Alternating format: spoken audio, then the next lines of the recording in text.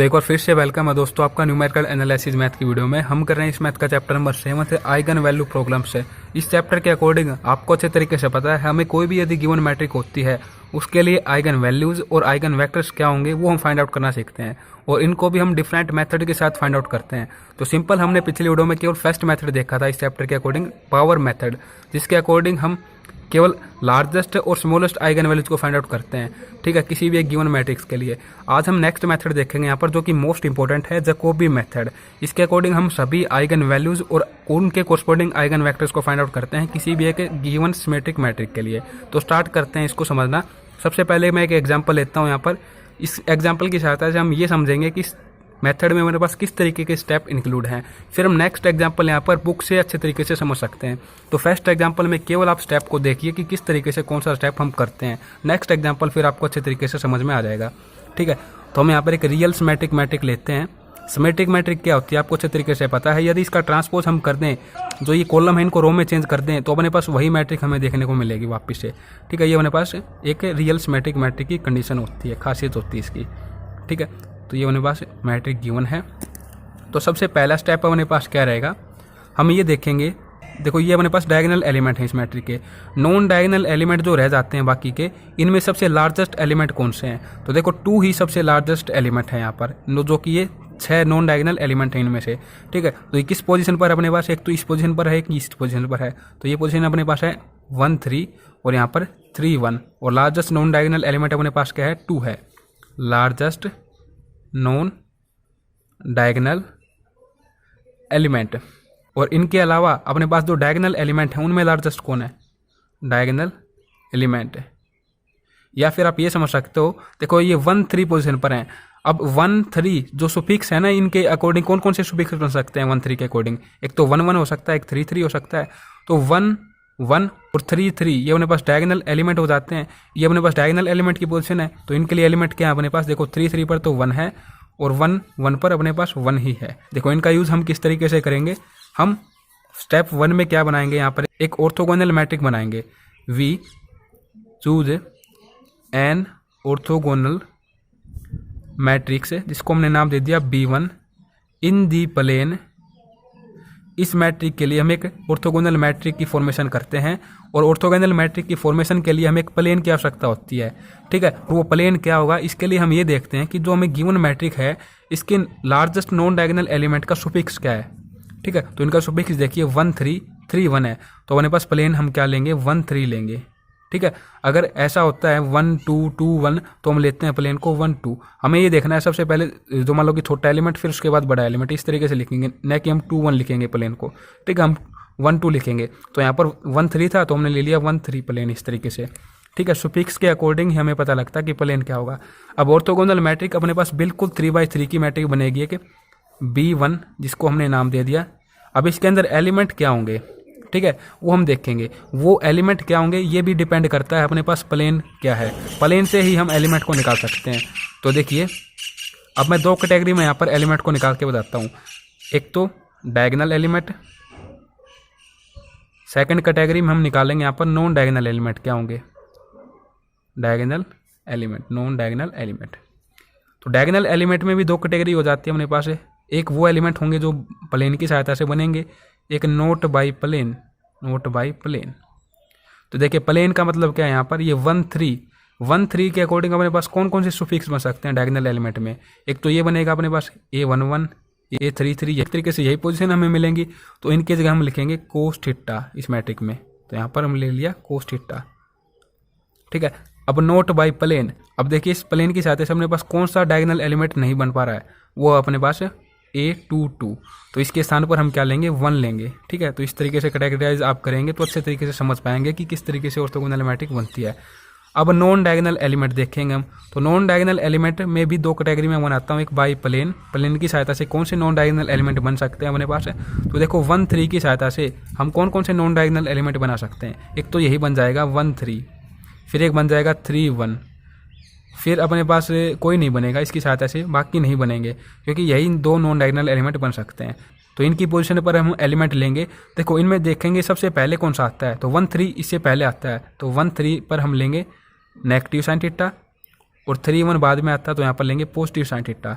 तो यहाँ पर लिख देंगे नेगेटिव साइन थीटा और यहाँ पर लिख देंगे पॉजिटिव साइन थीटा। अब जो भी अपने पास है जो कि प्लेन की सहायता से नहीं बनते नॉन डायगोनल एलिमेंट है, कितने रह जाते हैं, कि ये रह जाता है, कि ये एक ये एक ये, इन सभी की जगह पर हम लिख लेंगे 0। ठीक है, तो ये अपने पास ऑर्थोगोनल मैट्रिक्स की फॉर्मेशन हो जाएगी।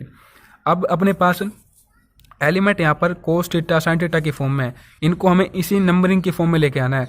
तो सिंपली हमें थीटा की वैल्यू फाइंड आउट करनी होगी। अब थीटा की वैल्यू किस तरीके से फाइंड आउट होगी, अपने पास ये फॉर्मूला रहेगा tan 2 theta equal to 2 into में यहाँ पर हम लेते हैं largest non diagonal element with minimum suffix. ये मैं आपको केवल समझाने के लिए बता रहा हूँ स्टेप पे। और अपॉन में हम लेंगे डायगोनल एलिमेंट। तो देखो 2 इंटू में largest non diagonal element with minimum suffix है। तो लार्जेस्ट नॉन डायगोनल एलिमेंट ये दो थे अपने पास है, इनमें मिनिमम सुफिक्स है, इसका है 1 3, तो इसको यहाँ पर लेंगे। अपॉन में क्या लेंगे, डायगोनल एलिमेंट है जो कि इनकी सहायता से बने हो, तो ये अपने पास डायगोनल एलिमेंट हम लेंगे। किस तरीके से लेंगे, A11 नेगेटिव A33, इनको भी अरेंजमेंट की फॉर्म में लेंगे। जो पहले आता है वो पहले, फिर बाद में आता है वो बाद में। तो इसकी वैल्यू क्या थी अपने पास, 2 आई थी, तो 2 इसकी वैल्यू और इसकी वैल्यू अपने पास सेम आएगी। आप क्वेश्चन जिस तरीके से करेंगे आपको पता लगेगा कि यही स्टेप यही पोजीशन अपने पास बार बार रिपीट हो रही है। ठीक है, तो ये हो जाएगा 1 नेगेटिव 1, तो ये क्या हो जाएगा 4 अपॉन में 0, किसी भी के अपॉन में 0 होता है तो वो क्या हो जाता है इन्फाइनाइट के इक्वल। तो देखिए tan 2 theta equal to infinite है, और tan इन्फाइनाइट कब होता है 90 डिग्री पर। तो इस तरीके से हम इसको लिख सकते हैं tan 2 theta equal to tan π/2, और ये टोटल इसके साथ कैंसिल आउट, तो 2 यहाँ पर आ जाएगा। तो थीटा इक्वल टू π/4, थीटा की वैल्यू π/4 आ चुकी है, इसको हम यहाँ पर पुट कर देंगे। तो अपने पास है जो ऑर्थोगोनल मैट्रिक है इसके सभी एलिमेंट हमें मिल जाएंगे कि क्या होंगे। तो यहाँ पर π/4 रखेंगे, यहाँ पर π/4, यहाँ पर π/4, यहाँ पर π/4। तो π/4 मीन्स 45 डिग्री, cos 45 डिग्री पर और sin 45 डिग्री पर 1/√2 होता है। तो सिंपल यहाँ पर हो जाएगा 1/√2, ये 0, यहाँ पर नेगेटिव है इसके साथ, तो नेगेटिव 1/√2, यहाँ पर 0, यहाँ पर 1 0, फिर यहाँ पर क्या हो जाएगा 1/√2 0 1/√2। तो ये अपने पास ऑर्थोगोनल मैट्रिक बन चुकी है। तो फर्स्ट स्टेप अपने पास यही था, केवल इतना फर्स्ट स्टेप हो जाएगा। अब सेकंड स्टेप हम क्या करेंगे, सेकंड स्टेप में हम एक ट्रांसफॉर्मेशन लेंगे, और किस तरीके से लेंगे मैं यहाँ पर लिख देता हूँ। सेकंड स्टेप में transformation equation till we get a diagonal matrix है, we get a diagonal matrix है। देखिए क्या लिखा है मैंने, इसको आप समझ पाएंगे। इस ट्रांसफॉर्मेशन में हम क्या करते हैं, सिंपल D1 इक्वल टू जो ये अपने पास ऑर्थोगोनल मैट्रिक होती है, जैसे कि हमने फर्स्ट लेक्चर में ही देखा था कि जो इस ऑर्थोगोनल मैट्रिक का, देखो ये बनी है अपने पास ऑर्थोगोनल मैट्रिक है, इस ऑर्थोगोनल मैट्रिक का हम ट्रांसपोज कर दें तो जो इसका ट्रांसपोज अपने पास आएगा इस तरीके से आएगा। इसका ट्रांसपोज अपने पास है, इन एलिमेंट को इस तरीके से लिख देंगे यहाँ पर, और ये जो एलिमेंट है इनको भी लिखेंगे यहाँ पर इस तरीके से, ये एलिमेंट को इस तरीके से लिखेंगे। सिंपल हम कॉलम को रो में चेंज कर देते हैं यहाँ पर ट्रांसपोज में। ठीक है, तो जो इस मैट्रिक का ट्रांसपोज आया है यही अपने पास है ऑर्थोगोनल इस मैट्रिक का इन्वर्स कहलाएगा। ठीक है, ये अपने पास ऑर्थोगोनल मैट्रिक की खासियत होती है कि यही अपने पास ट्रांसपोज है और यही अपने पास इस मैट्रिक का इन्वर्स है। ठीक है, तो अपने पास ट्रांसफॉर्मेशन हम करते हैं। फर्स्ट ट्रांसफॉर्मेशन हम लिखेंगे यहाँ पर फर्स्ट ट्रांसफॉर्मेशन। अब ये ट्रांसफॉर्मेशन क्यों करते हैं हम यहाँ पर, देखिए आप एक बार समझ जाएंगे इसको, एक बार एक स्टेप और कर रहता है फिर आप टोटली समझ पाएंगे हम किस तरीके से इस क्वेश्चन को कर रहे हैं। तो D1 यहाँ पर ट्रांसफॉर्मेशन को दर्शाता है, फर्स्ट ट्रांसफॉर्मेशन। तो इसके अकॉर्डिंग हम क्या लेंगे, B1 इस ऑर्थोगोनल मैट्रिक का इन्वर्स, फिर इनटू में जो हमें गिवन मैट्रिक्स है उसको, और फिर इनटू में इसी ऑर्थोगोनल मैट्रिक को। तो एक बार आप बुक से देखेंगे तो अच्छे तरीके से क्लियर आउट कर पाएंगे मेरी बात को। तो यहाँ पर B1 मैट्रिक्स जो कि ऑर्थोगोनल मैट्रिक है इसका इन्वर्स लेंगे, फिर इनटू में गिवन मैट्रिक्स, और फिर इनटू में यही ऑर्थोगोनल मैट्रिक ले लेंगे विदाउट इन्वर्स इसका। तो ऑर्थोगोनल मैट्रिक का इन्वर्स क्या आएगा, इसका ट्रांसपोज ही, जो कि हमने यहाँ पर लिख दिया, फिर ये गिवन मैट्रिक थी हमने यहाँ पर लिख दी, और फिर ये ऑर्थोगोनल मैट्रिक जो बनी थी यहाँ पर लिख दी। यहाँ पर इस मैट्रिक का ट्रांसपोज या फिर इन्वर्स आप बोल सकते हो, एक ही बात है, वो लिख रखा है हमने। और इन तीनों का प्रोडक्ट हम करेंगे, इन तीनों का प्रोडक्ट हमने कर दिया तो हमें एक मैट्रिक मिलेगी इस तरीके से। ठीक है, अब ये मैट्रिक्स हमें मिल चुकी है। अब इस मैट्रिक को भी हम एज ए गिवन मैट्रिक की तरह बिहेव करते हुए बिल्कुल सेम इसी वे में एक ऑर्थोगोनल मैट्रिक बनाएंगे, और फिर उस ऑर्थोगोनल मैट्रिक का ट्रांसपोज करते हुए नेक्स्ट जो अपने पास सेकंड ट्रांसफॉर्मेशन होगी उसको करेंगे। और ये ट्रांसफॉर्मेशन हम कब तक करेंगे, जब तक कि अपने पास किसी ट्रांसफॉर्मेशन में हमें एक डायगोनल मैट्रिक न मिल जाए। डायगोनल मैट्रिक मीन्स जिसमें केवल अपने पास डायगोनल में एलिमेंट हो, बाकी सभी नॉन डायगोनल एलिमेंट 0 हों। जैसे कि आप देख पाएंगे यहाँ पर इस मैट्रिक्स को हम एज ए गिवन मानते हैं। अब इस मैट्रिक्स में ये देखेंगे कि सबसे अपने पास है लार्जेस्ट नॉन डायगोनल एलिमेंट कौन से हैं। तो सबसे देखो ये डायगोनल एलिमेंट हैं, तो ये 2 एलिमेंट है अपने पास, नॉन डायगोनल लार्जेस्ट एलिमेंट है। तो किस पोजीशन पर हैं ये, A12 पर, A21 पर। तो हमने लिख दिया कि ये अपने पास लार्जेस्ट नॉन डायगोनल एलिमेंट हैं। अब इनके सुफिक्स की सहायता से डायगोनल एलिमेंट कौन से बन सकते हैं अपने पास है, A11 A22। तो उनको हमने यहाँ पर लिख दिया A11 A22। ये आपको सेम ही देखने को मिलेंगे, इनकी वैल्यू आपको कभी डिफरेंट नहीं देखने को मिलेगी किसी क्वेश्चन में, ठीक है। तो हमने लिख दिया इनकी वैल्यू 3 है यहाँ पर। अब हम क्या करेंगे, एक ऑर्थोगोनल मैट्रिक की फॉर्मेशन करेंगे। बिल्कुल सेम वे में हमें ऑर्थोगोनल मैट्रिक की फॉर्मेशन करनी है। एक बार फिर से मैं आपको ऑर्थोगोनल मैट्रिक की फॉर्मेशन बताता हूँ। अपने पास प्लेन क्या बनेगा, देखो अपने पास इनका सुफिक्स क्या था नॉन डायगोनल एलिमेंट का 1 2 2 1, तो प्लेन अपने पास बन जाएगा 1 2। अब इस प्लेन की सहायता से ही देखिए हम किस तरीके से ऑर्थोगोनल मैट्रिक बनाएंगे। सबसे पहले हम देखेंगे डायगोनल एलिमेंट और फिर हम देखेंगे नॉन डायगोनल एलिमेंट। इस प्लेन की सहायता से कौन से बनेंगे, नॉन डायगोनल एलिमेंट। तो डायगोनल एलिमेंट कौन से बन सकते हैं, एक तो ये बनेगा, देखो मैं लिख देता हूँ बाई प्लेन, क्योंकि डायगोनल एलिमेंट में 2 तरीके की कैटेगरी हो जाती है, बाई प्लेन एक नोट बाई प्लेन।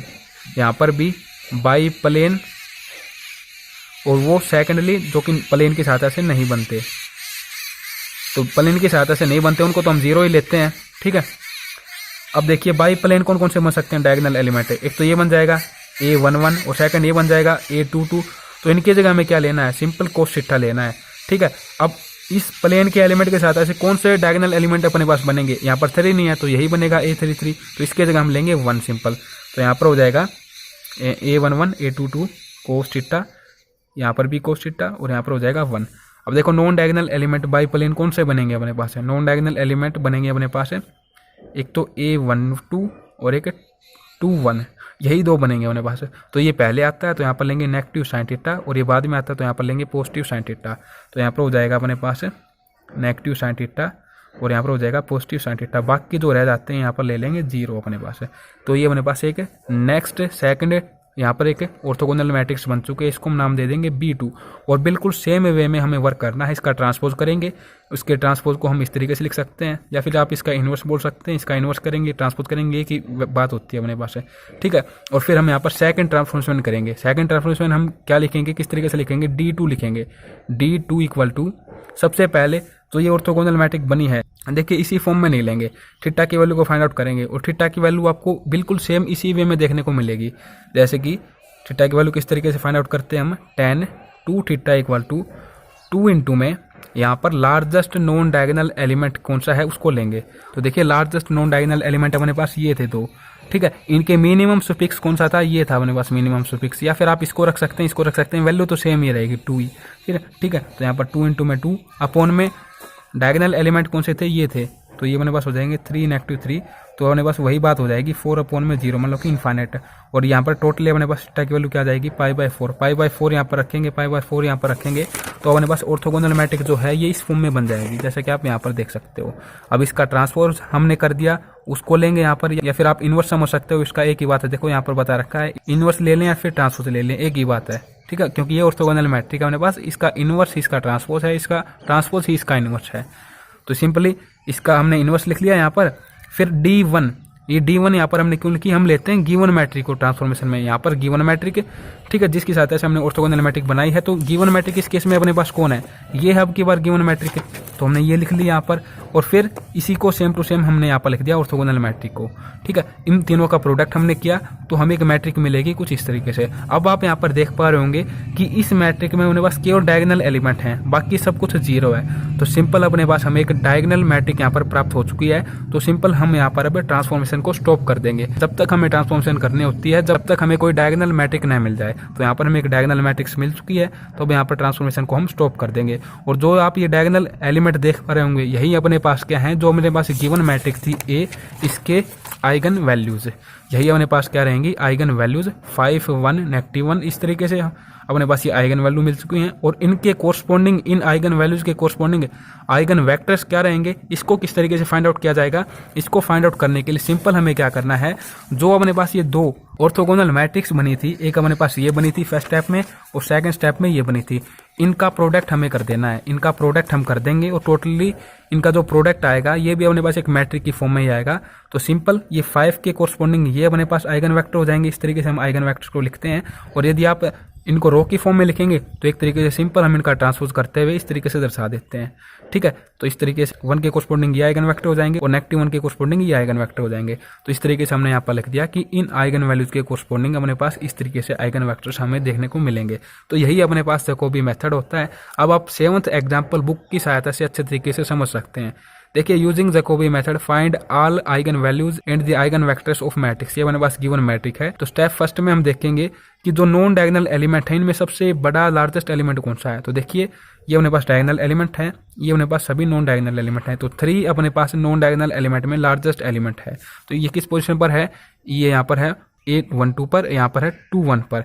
तो इस तरीके से अपने पास प्लेन क्या बन जाएगा जब हम ऑर्थोगोनल मैट्रिक की फॉर्मेशन करेंगे 1 2।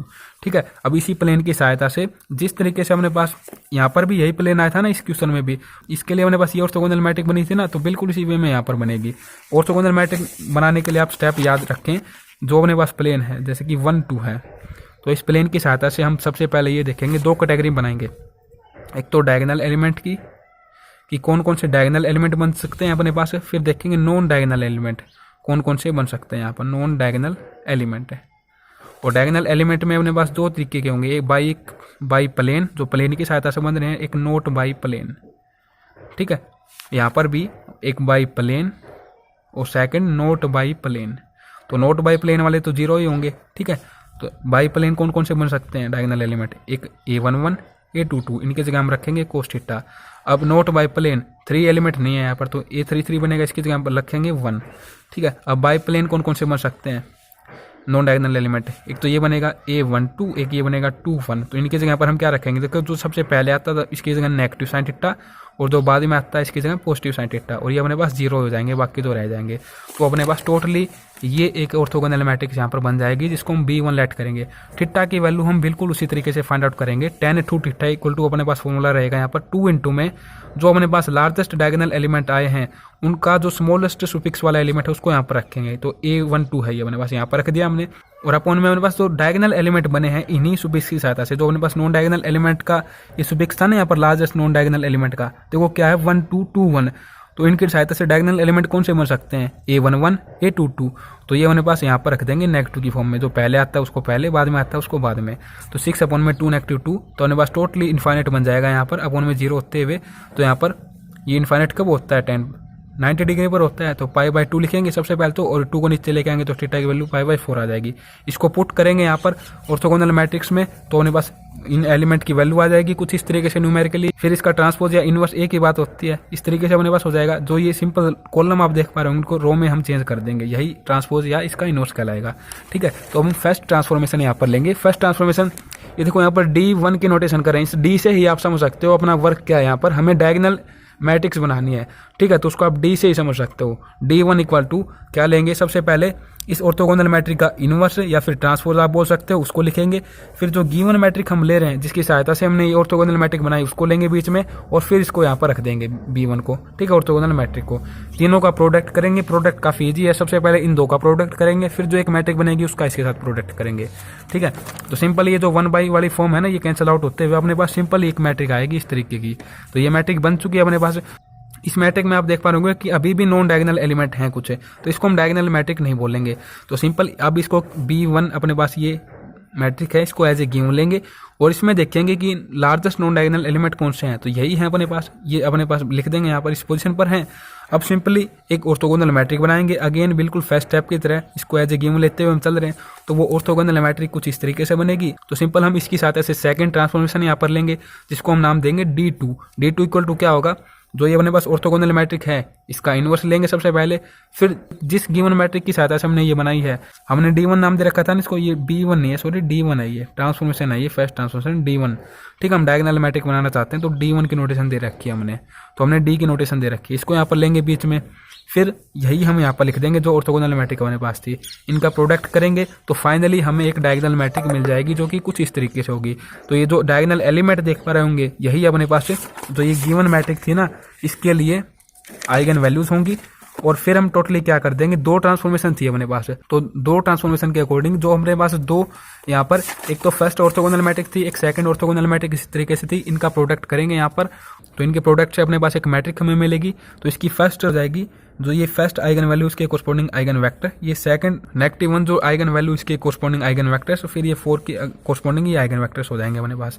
तो इस तरीके से हमें सारा कुछ काम करना है इस मेथड के अकॉर्डिंग। नेक्स्ट वीडियो में हम एक अन्य मेथड समझ रहे होंगे जिसका नेम रहेगा गिवन्स मेथड। वीडियो को देखने के लिए आप सभी दोस्तों का बहुत बहुत धन्यवाद।